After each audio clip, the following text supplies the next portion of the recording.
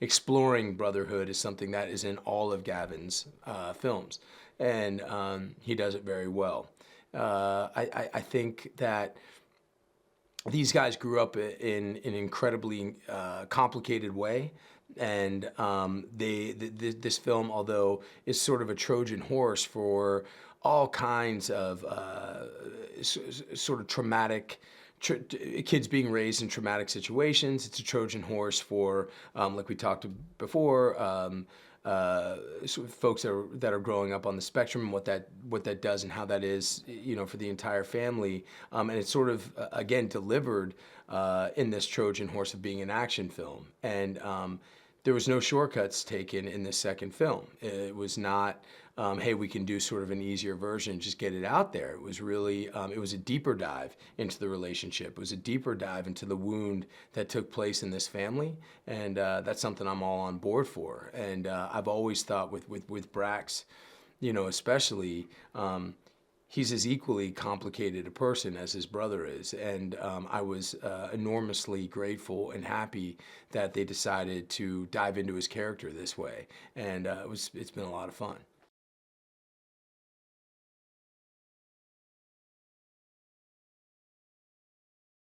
The way these guys work, the way Gavin works and the way Bill works, and like I said, I know them both. They are not people who, there's nothing sloppy about them. There's nothing, they do not take the easy way out.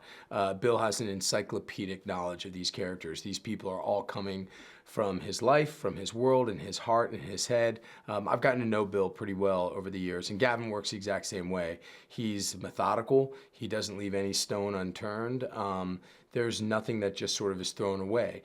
We went over this script, so many times to try to find any sort of inconsistencies, any sort of things that just brought up questions, any sort of mysteries, and then we dove in with everything we could to solve those mysteries. And so many of, I often think, so many times when you locate the problems in a script, or you locate the problem, the thing that you just can't quite buy, or the thing you can't just quite wrap your head or your heart around when you're playing a role, if you just focus on that one thing, once you figure that out, it opens up so many rivers of opportunity for the rest of the project, and that's really what we did.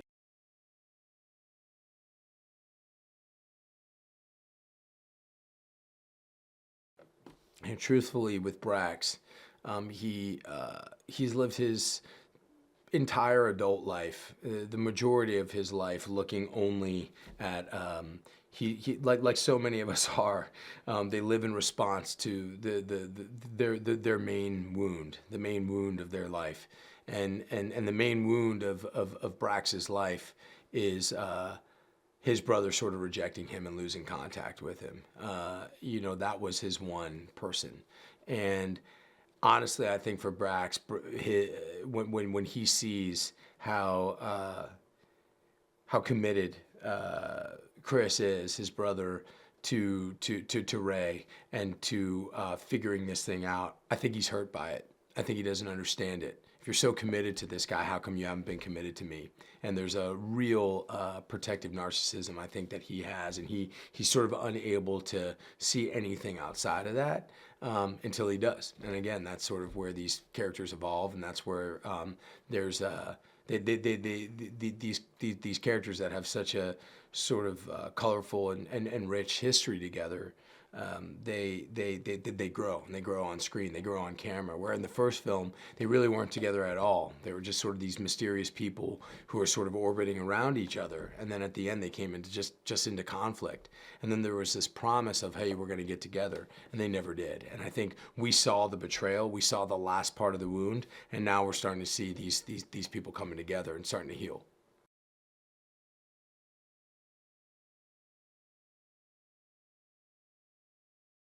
It's great to be with Ben. It's just great, and yeah, I think we were able to bond on this one.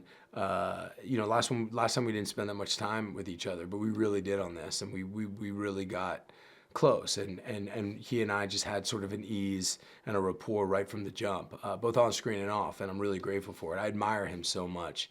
The thing about Ben is he's not only this sort of like icon and this brilliant actor, he's an enormously intelligent, vulnerable, sensitive, kind person. And look, he's he's the guy here. He's the big boss too, and he's a brilliant filmmaker, to boot. And I've been blown away with his ability to sort of temper himself and let everybody kind of do their thing, and him just sort of settle into the role of being the lead actor, not the studio head, And it's been really, but also at times to sort of step in and say, hey, this is what sort of needs to be done here. I think he's done it with elegance, and I think he's done it with grace, and I have enormous respect for him.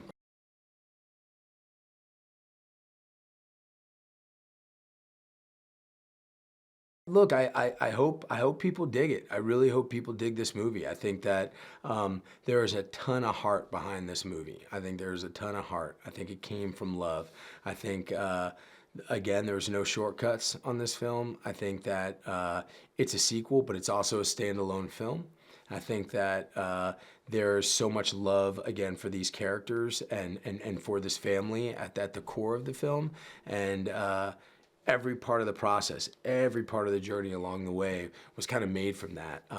So yeah, there will be unbelievable action. There will be heart-wrenching scenes and heart-wrenching stakes. And we will get behind the mission of the film, the sort of puzzle-like quality of the first film, trying to figure it out. I think it's there to a certain extent, but this one is so much more down and dirty. It's so much more about the emotions and the connections and what these characters want.